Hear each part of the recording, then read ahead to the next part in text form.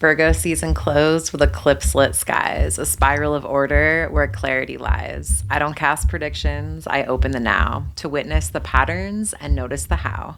Mercury whispers, but earth holds the rein, the body, the ground, the root in the grain. Virgo's the striving that never completes, the spiral that circles yet never repeats. Our spaces are altars, they mirror our core. Decluttering clear space to call in much more. And money's a current, it flows when it's freed. Circulation returning exactly what's needed. Control has its borders, surrender its place. Virgo and Pisces, a balance, a grace. Here in the tension of order and trust, we learn what to hold and what to entrust. Virgo is a sign that is so misunderstood. We think of it as the control freak, the librarian, the sign of checklists and critiques. But oh my goodness, it's so much more. I feel so qualified and inspired to share more about the archetype of Virgo with you today as the spiral force of evolution itself. We just moved out of Virgo season, which, if you know me and my style as an astrologer, I'm not big on prediction. I prefer to use the tool of astrology to better orient ourselves into and leverage the opportunities of the now, and to look backwards, to use it as a lens to better understand what the hell just happened whenever whatever happens, and to be able to file things away in the context of the bigger story arcs, the bigger spirals unfolding. With that in mind, and having just moved out of such a powerful Virgo season that actually had two new moons, one at the beginning and end of it, the one at the end was also a supercharged one as a solar eclipse. That eclipse was only a few degrees from my Virgo moon in my 10th house. So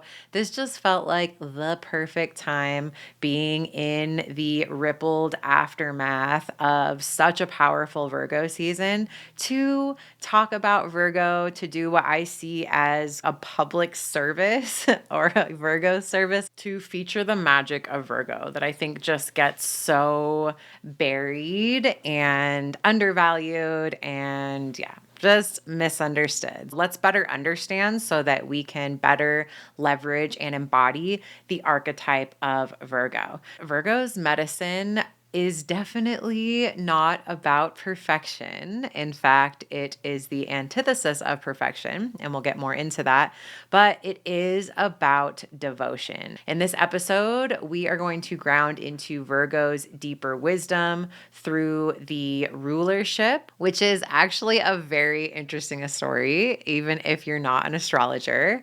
The rituals that you are being invited to get more intimate with, and the real world ways that it shapes our realities, and also the material money flow of our lives and businesses. We're going to look at why Virgo may not actually belong to Mercury, and what Earth reveals about its true rulership from my unconventional perspective, how cluttered spaces mirror cluttered minds, and how decluttering invites circulation, more circulation in all things, in all energetic currents, but including money as well.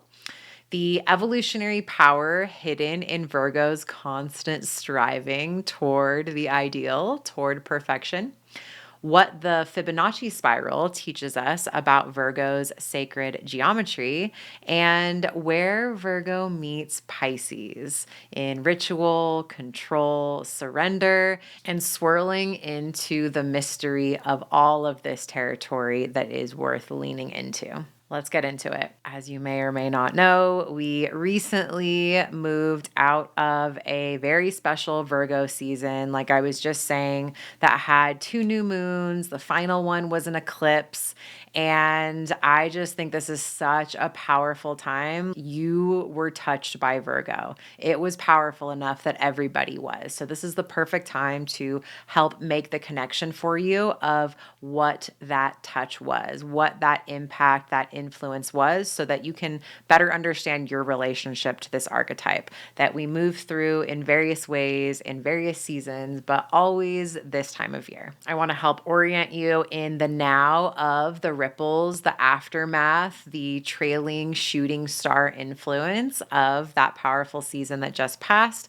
But first, a little cosmic storytelling. Let's get back to basics for a moment. There is something in astrology known as rulership, where there are planets that rule over the signs. There are 2 different sets of rulership relationship. There's traditional rulers and modern rulers. This is because the traditional rulers are just the ones that we could see with the naked eye, that the ancients knew about and were connected with. And so, of course, the system was designed actually quite beautifully and symmetrically. There was definitely an order to it all and a beauty to it. But there were many where there were 2 signs to each planet. Then, fast forward to the invent of the telescope and our ability to see planets further out, the discovery of Uranus and Neptune and Pluto, and the phenomenon that occurred when each of those were discovered, because it meant certain signs finding their rightful rulers, now known as the modern rulers, because those planets, and it's so interesting if you look back historically as well, when each of those planets was discovered and the awareness of them brought into the collective consciousness, there was also a huge wave of expression that mirrored the territory of the archetype of those planets. For example, when Uranus discovered, there were revolutions that broke out globally. Then, when Neptune was discovered, there were big shifts in the religious and philosophical climates. Or consider the more detailed anecdote that anesthesia was publicly demonstrated at the same time. Neptune is all about escapism. When Pluto was discovered was when Freudian psychology was popularized and our relationship to the unconscious changed forever. So there is this phenomenon whereby, as within, so without, when we discover these reflections of these planetary bodies, it unlocks and awakens an aspect of our human experience, and also unlocks expanded expression in the sign that then found it as its rightful ruler. For example, when Uranus was discovered, it became the ruler of Aquarius, which Aquarius was previously and traditionally ruled by Saturn. So before this, we understood Aquarius more the kind of man as an island, independence, the side of Aquarius that's all about dancing to the beat of your own drum, the way that Saturn is about solitude. But then when Uranus was discovered, it unlocked this whole other dimension of Aquarius that then became more and more expressed in us as well, of being weird and different and letting your freak flag fly. So, not a total 180 to what Aquarius was before, but this part of it that was not nearly as expressed because Saturn doesn't get down with that stuff. Then with Neptune, Its discovery also meant that Pisces was no longer ruled by Jupiter. Now, by modern rulership, Pisces was ruled by Neptune, and a whole other dimension of spirituality, one where it was much more widespread to start to have your own personal relationship with a higher power and not need to have that middleman connection made through the church. This was all made possible because Pisces, under Jupiter's rulership, was so much more just about the expansion that is possible and the emotional experience of expanding your horizons and what you believe is possible. Similar to Sagittarius, it wasn't as different until Neptune came into play. The veil got a lot thinner, and the nuance and depth of our relationship to spirituality became a very different thing. Then, with the discovery of Pluto, Scorpio was previously ruled by modern ruler Mars, similar to Aries, and was much more about the side of Scorpio that's really intense. Whereas Pluto came along and the opening of our understanding and exploration of our unconscious.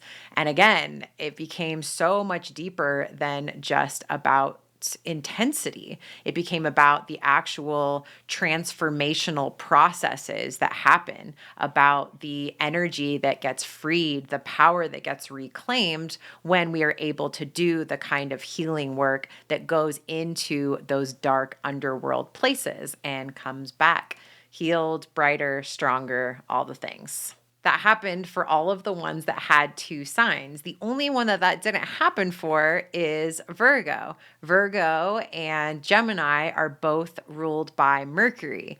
Same thing with these others. It was almost like those other signs were adopted children of these parent ruler planets, and then they found their real parent, right? And the one that was left, which was Capricorn with Saturn, a much better fit.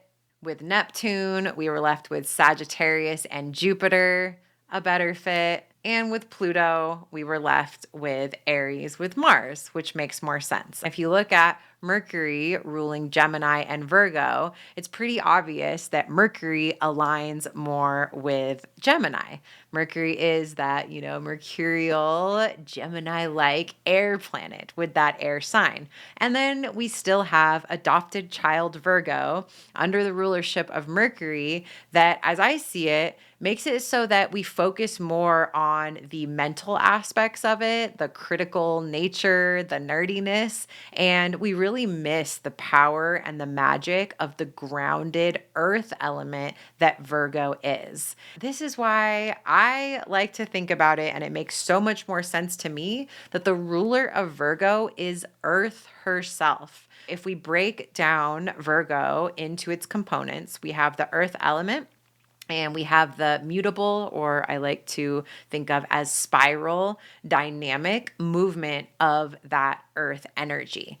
And is there a better representation of an embodiment of that principle of earth energy in spiral, dynamic, evolutionary momentum than planet Earth herself, than the ecosystem whereby everything fits together? When one thing moves or changes, the other things change to compensate, and everything is constantly shifting and moving to never fully be in balance. We're going to talk more about later in this episode this aspect of Virgo where it's never balanced, it's never symmetrical, it's never perfect, but it's always moving in that direction. There's a motivation or a guidance inherent in that when something's off, you know what to tweak or fix or change to get closer to ideal. That is an evolutionary superpower that has been a driving force to the evolution of life on this planet. So, mic drop, I plead my case. I see Earth as the ruler of Virgo. And I think that having this perspective really helps to see and unlock the magic of Virgo that gets missed by only really understanding it and focusing on the archetype of it through the ruler of Mercury, which is so much more about mind. Whereas Virgo is about a deep symbiosis that is present between us and our material reality, the earth element manifest in our realm, and how we are able to interact with and dance and move and evolve with and alongside the stuff and things that is reflecting our human experience of growth. With that, I want to move into understanding Virgo as a living altar. Our stuff is not just stuff. Our things are not just taking up space. They are reflecting our relationship to the earth element itself as expressed through and projected into our relationship with the stuff and things. In this way, our spaces where we house and store our stuff and things mirrors our internal state. And something we'll get into in a bit here too, creates the opportunity for us to exert the control that is available to us over our state. So we're able to, as within, so without, be mindful and intentional and conscious and deliberate about the stuff that we have, how it is preserved, arranged, tended, and cared for. And of course, we're talking about the stuff in our reality, in our homes, in our cars. We're also talking about our money, everything that is in the material world. It exists as an opportunity to be in right relationship with it. What that opens up and makes possible is so much further reaching than just the stuff or thing.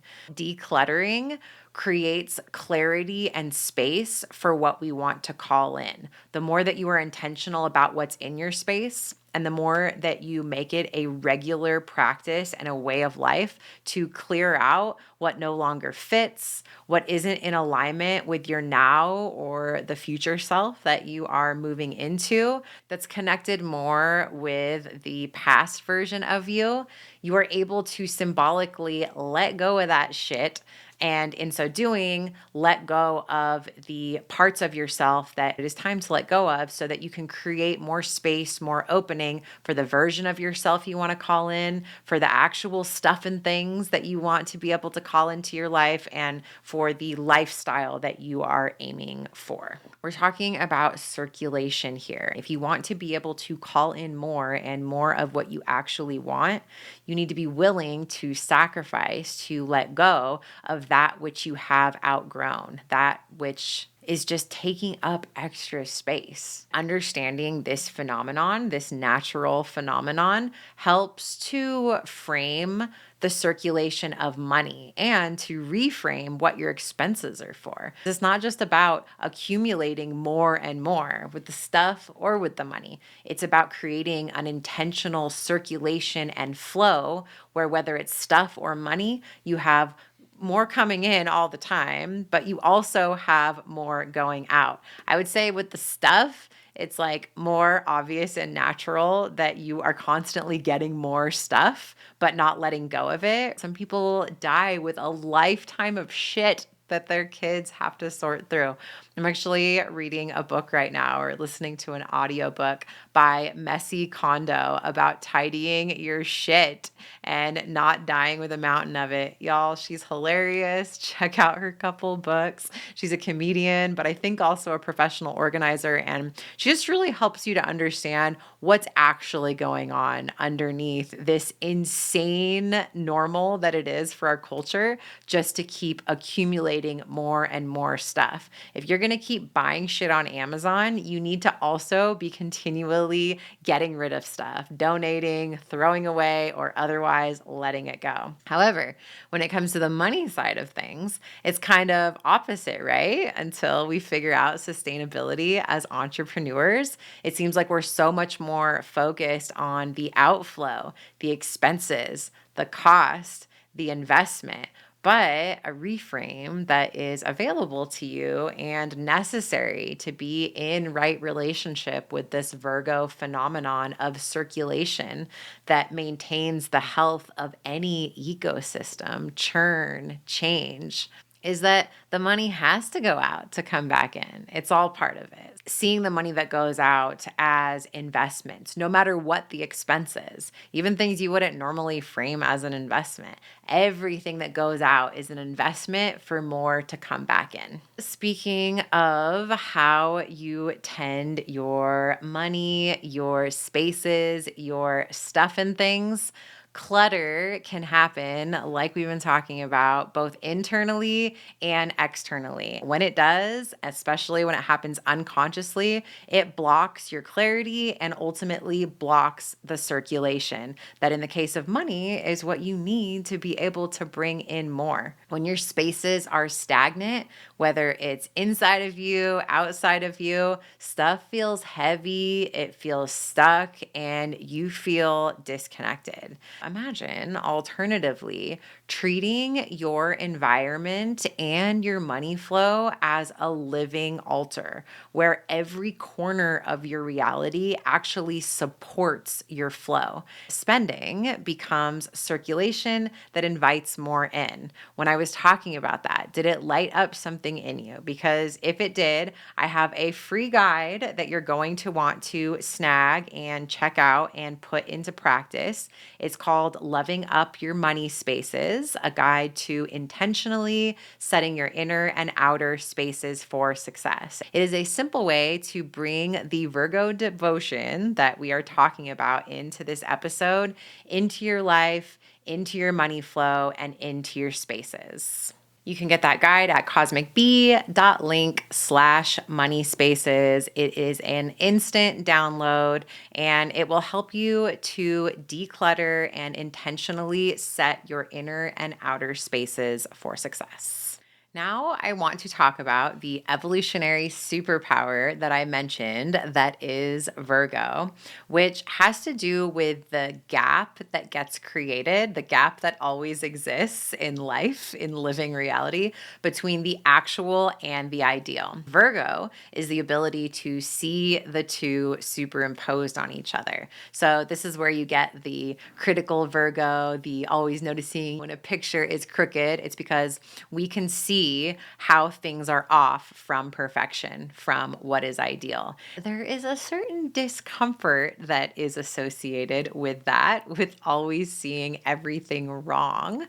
However, the superpower that comes with Virgo comes when you are able to make friends with that discomfort, because it is actually a motivation that is unlike any other. When you can constantly see, feel, and know how things are off from how you want to be, you always can tune into what's that next step to refine, enhance, or improve whatever it is that you are working on or growing into or evolving within. It is so powerful, but the prerequisite is that you make friends with that discomfort and you let it be that motivation that it wants to be, instead of something that causes you to complain. The way that I love to visualize this is with the golden ratio, the Fibonacci spiral, and the rectangles that house it as it continues to spiral around. If you've ever seen a visual of this, that spiral keeps getting infinitely closer to the edges of the rectangle,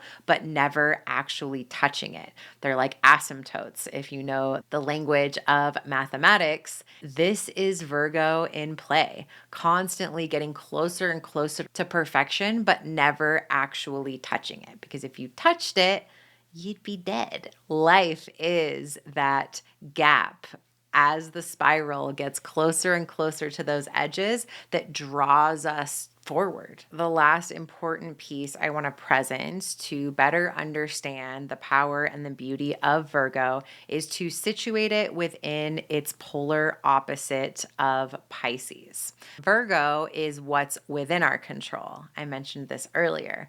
It's the things like we have control over the stuff and things in our spaces, what we let go of, how we organize and create our homes as the living altars of our externalized happy places.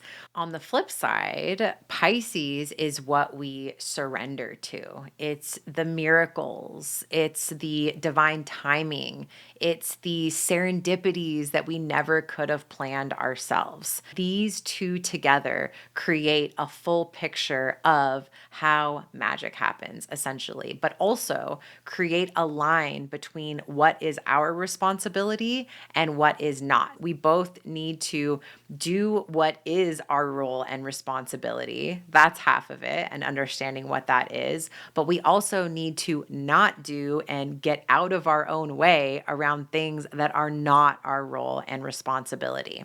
One way that this is very apparent is in the work I do inside Cosmic Currency with my students, which is getting really clear what is actually your role and responsibility when it comes to your money flow, which includes knowing exactly what your expenses are now and the investments, the upgrades that you're aiming for at your next level so that you know exactly how much you need to bring in.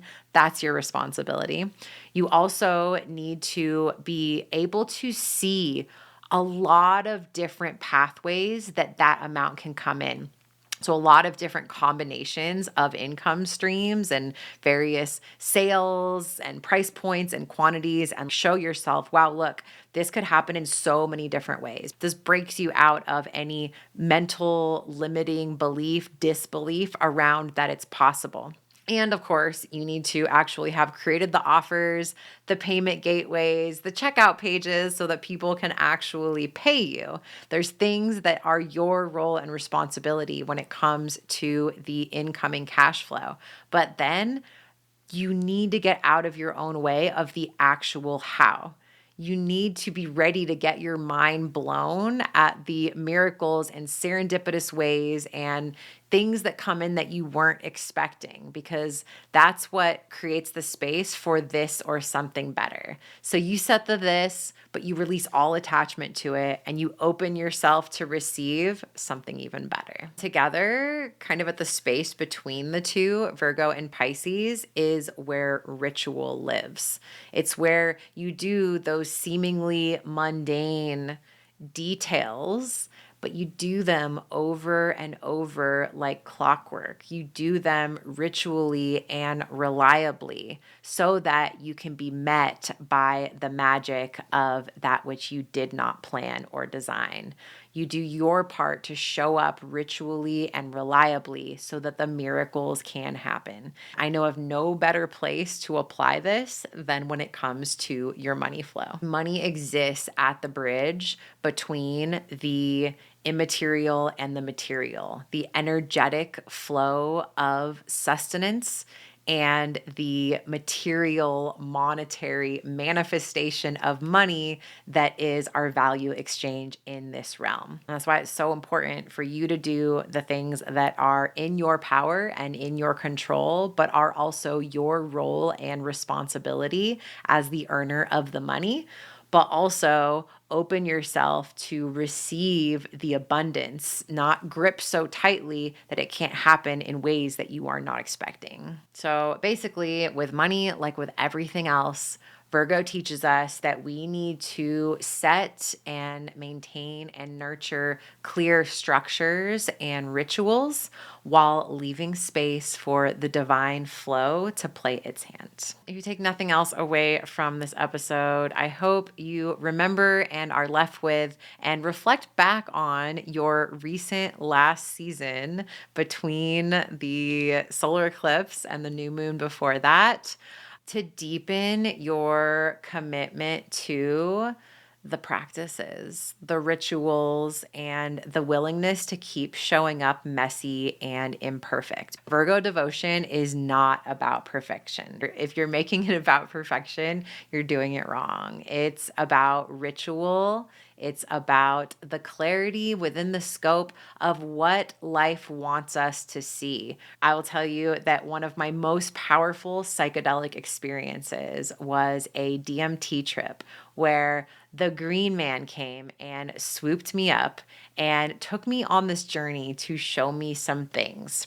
First, he led me through, it was like we were combination, kind of flying, kind of swimming through this viscous but rainbow, almost like oil spill, but gorgeous rainbowy substance. And we're moving through and he's showing me, and I'm seeing these bubbles, right? These like iridescent glowing bubbles. And each one contained something I was holding, something I was worried about, something on my to-do list, like all the things that I was carrying, all of the mundane things. We went through them one at a time. And then he backed me up and we zoomed out and I could see the Mandelbrot fractal. Google it if you don't know what this looks like. It's the one that kind of looks like an ink blot where there's bulges and then little fractal bulges, right? I could see that that was the substance that we were swimming in. It was this beautiful fractal. And then at the tips of each of the arms were these bubbles that I was seeing as I was moving through this. I was left with and shown this deep wisdom and truth that you don't need to organize all of this. You don't need to try and control or make sure everything is where it should be. You can leave that to the powers that, greater, bigger, beyond. That is being done for you. All you need to do is focus on what is put right in front of you. Give your full focus and attention on the task at hand and trust that everything else is being organized for you. You show up for the parts that are yours to show up for. Do so regularly and ritually and intentionally, and create enough trust and spaciousness for the divine hand to play its too. As you tend your spaces and your money, remember the importance of circulation above accumulation. If you haven't already, go grab your free Loving Up Your Money Spaces guide to anchor these practices tangibly at cosmicb.link/moneyspaces. If you're a Virgo, if you have a lot of Virgo in you like me, reach out if this is landing for you. I would love to hear your reflections on which of these feel the most powerful. If these are not normally a big part of your process, but something big happened during Virgo season that brought some of this into the spotlight, I would love to hear about that too. You can reach out to me on Instagram at Lauren Poppins Ray. Until next time.